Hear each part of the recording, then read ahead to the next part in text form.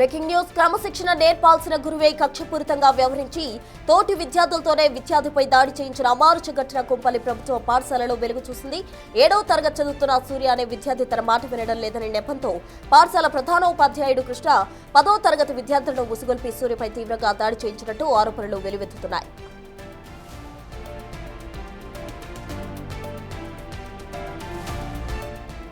సూర్యకు ప్రస్తుతం ప్రైవేట్ హాస్పిటల్లో వైద్య పరీక్షలు నిర్వహిస్తున్నారు. అనంతరం స్కూల్ కు తీసుకెళ్లబోతున్నారు. ఇప్పటికే స్కూల్ హెడ్ మాస్టర్ కృష్ణ పరారీలో ఉన్నాడు. కొంపల్లిలో హెడ్ మాస్టర్ గా విధులు నిర్వహిస్తూనే దుండిగల్లో ఇన్ఛార్జ్ హెచ్ఎం గా బాధ్యతలు చేపట్టాడు కృష్ణ.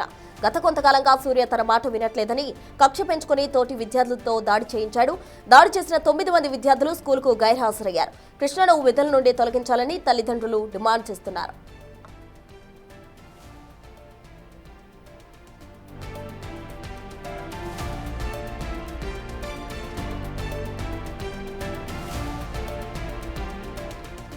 క్రమశిక్షణ నేర్పాల్సిన గురువే కక్షపూరితంగా వ్యవహరించడం తీవ్ర సంచలనాన్ని క్రియేట్ చేస్తుందని చెప్పుకోవచ్చు. తోటి విద్యార్థులతో ఓ విద్యార్థిపై దాడి చేయించాడు హెడ్ మాస్టర్. ఈ అమానుష ఘటన కొంపల్లి ప్రభుత్వ పాఠశాలలో వెలుగు చూసింది. దీనికి సంబంధించి తాజా అప్డేట్స్ అందించేందుకు మా ప్రతినిధి విజయ్ లైవ్ ద్వారా సిద్ధంగా ఉన్నారు. మరింత సమాచారం అందించేందుకు విజయ్ అడిగి మరిన్ని వివరాలు తెలుసుకుందాం. విజయ్, చెప్పండి, 7వ తరగతి చదువుతున్న సూర్య అనే విద్యార్థిపై 10th క్లాస్ విద్యార్థులను ఉసుగొల్పి దాడి చేయించిన ఘటన అక్కడ చోటు చేసుకుందని చెప్పాలి. అసలు ఆ హెడ్ మాస్టర్ పై ఎటువంటి చర్యలు తీసుకోబోతున్నారు? అసలు తల్లిదండ్రులు ఏమంటున్నారు?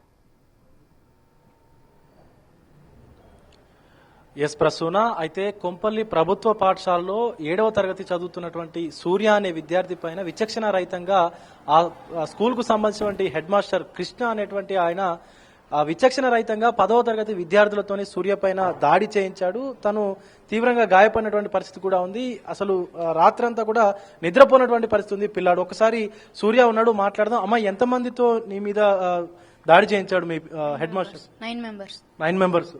సో ఎక్కడెక్కడ కొట్టారు నేను?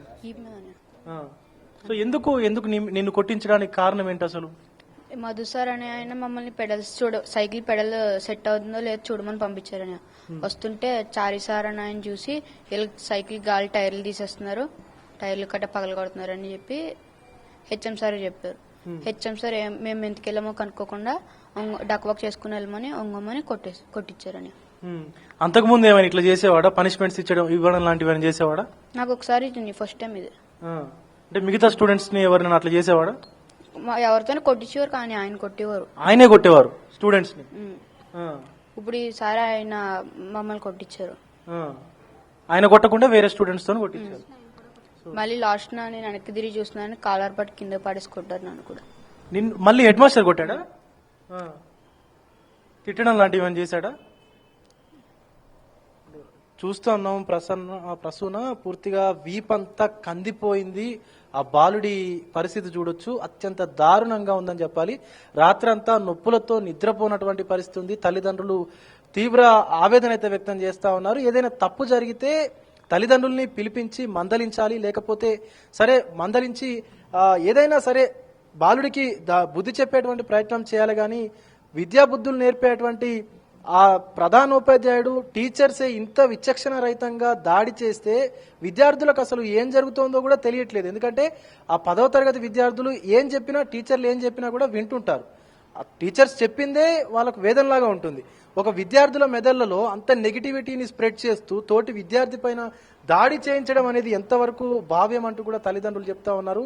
బాలుడి పరిస్థితి చూసాము, అతడికి ఇంకా లోపల ఇంకేమైనా ఇబ్బంది ఉందా, లోపల దెబ్బలు ఏమైనా తగిలాయనటి దాంట్లో కూడా ఇటు ఒక ఆసుపత్రికి తరలించి చికిత్స కూడా అందించి ఎక్స్రే లాంటివి కూడా తీశారు. సో తన తండ్రి, సూర్య తండ్రి శివరామకృష్ణ ఉన్నారు, మాట్లాడదాం. సో మీరు ఏపీ నుంచి వచ్చి ఇక్కడ పని చేసుకుంటూ బతుకుతూ తనని చదివిస్తున్నారంటూ కూడా తెలుస్తుంది. సో ఎందుకు మరి టీచర్ అట్లా విచక్షణ రహితంగా దాడి చేయించాల్సి వచ్చింది? టీచర్ దాడి చేయించండి పంపించింది ఒకసారే సార్. అందులో ఒకసారే ఈయన పంపించాడు. అక్కడ ఏంటి అది చూసి సెట్ అవుతుందో లేదు చూసిరమ్మ. ఇందులో మధ్యలో చార్లీ సార్ వచ్చి సార్ దగ్గర తీసుకెళ్తే వాళ్ళ కొట్టించాడు. మరి ఎంత దారుణంగా కొట్టించారు చూసారు కదా సార్. గతంలో ఏమైనా సూర్యని వాళ్ళ టీచర్స్ గానీ లేకపోతే వాళ్ళకి సంబంధించినటువంటి సార్స్ గానీ ఏమైనా అనేవారా, తిట్టేవారా? లేదండి, ఫస్ట్ టైం అండి ఇది. అసలు బాబు మామూలుగా ఎప్పుడు దిగాలుగా కూర్చునేసరికి ఏమైందని అడిగితే నైట్ 9:30 టైంలో చెప్పాడండి, ఇలా జరిగిందమ్మా కొట్టొద్దని, భయపడతా.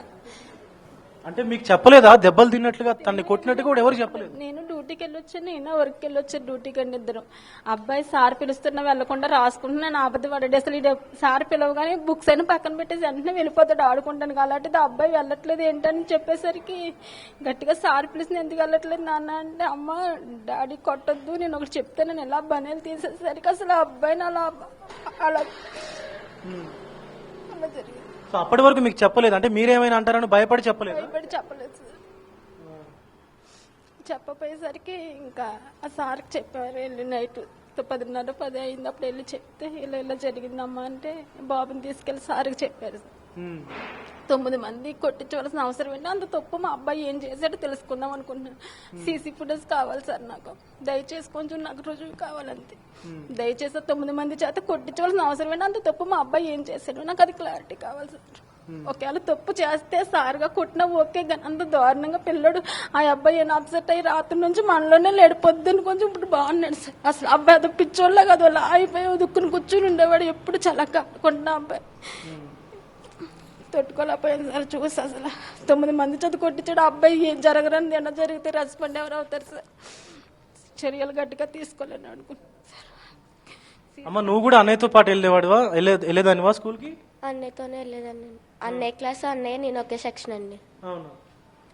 అది అన్నయ్య నాకు టీచర్తో కూడా చెప్పొద్దని నేను భయపడి డాడీ వాళ్ళతో చెప్పొద్దని నేను చెప్పలేదు. తర్వాత డాడీతో సాయంత్రం డాడీ గట్టిగా అడిగినప్పుడు చెప్పాడు, ఇలా సార్ ఇలా కొట్టారు అని కట్ట. అప్పుడు చెప్తే నైట్ వీళ్ళిద్దరు అన్నం కూడా తినలేదండి అమ్మ డాడీ. అమ్మ నాన్న అన్నం కూడా తినలేదు. తర్వాత అప్పుడు ఆ సార్తో చెప్పారు. అప్పుడు వెళ్ళారు మాట్లాడారు. మీతో ఎలా ఉండేవాడమ్మా మీ హెడ్ మాస్టర్? బాగుండేవాడా? నేను ఈ ఏరియా జాయిన్ అయ్యానండి. నాతో అయితే బాగానే మాట్లాడారు. ఒకసారి మాట్లాడారు అంతే. నాతో అయితే బాగానే ఉన్నారు. కానీ అన్నయ్య అలాగా సార్ చెప్పిన మాటని ఇంతకు ముందు కూడా అలాగే చేశారండి. బికాస్ అన్న అబ్బాయి వల్ల అబ్బాయిని కూడా డయాస్ ఎక్కించారు. ఆర్యా సీట్స్ తింటే ఏదో తింటున్నారని డయాస్ కూడా ఎక్కించి ఇంతకు ముందు బికాస్ అన్న అబ్బాయిని అందరి ముందు కొట్టారు హెచ్ఎం సార్. అప్పుడు మా టీచర్ అడుగుదామని కానీ తర్వాత మాట్లాడదామని టీచర్ ఇంకా ఆగింది. సో ఇది ప్రసూన పరిస్థితి. సూర్య ఒంటి నిండా గాయాలే ఉన్నాయి, మొత్తం ఒళ్ళంతా కమిలిపోయింది. మనం విజువల్స్ లో చూసాము. అత్యంత దారుణంగా తన పైన 10వ తరగతి చదువుతున్నటువంటి విద్యార్థులతోని దాడి చేయించి విచక్షణారహితంగా అంత అవసరమే వచ్చింది. అసలు విద్యాబుద్ధులు నేర్పించాల్సినటువంటి ఆ ఉపాధ్యాయుడు వేరే విద్యార్థులతోని 10వ తరగతి చదువుతున్నటువంటి విద్యార్థులతోని, మైనర్ పిల్లలు వాళ్ళకి అసలు ఈ పిల్లాడికి ఎంతైతే అవగాహన ఉంటుందో వాళ్ళకు ఇంకా అంతకంటే దారుణంగా ఉంటుంది పరిస్థితి. సో అలాంటి వాళ్ళతోని ఎందుకు సూర్యాని దాడి చేయించాల్సి వచ్చింది అనేది కూడా తల్లిదండ్రులు అడుగుతా ఉన్నారు. ఖచ్చితంగా అతని పైన హెడ్ మాస్టర్ పైన చర్యలు తీసుకోవాలంటూ కూడా ఆవేదన వ్యక్తం చేస్తా ఉన్నారు Prasuna. Right Vijay, thank you.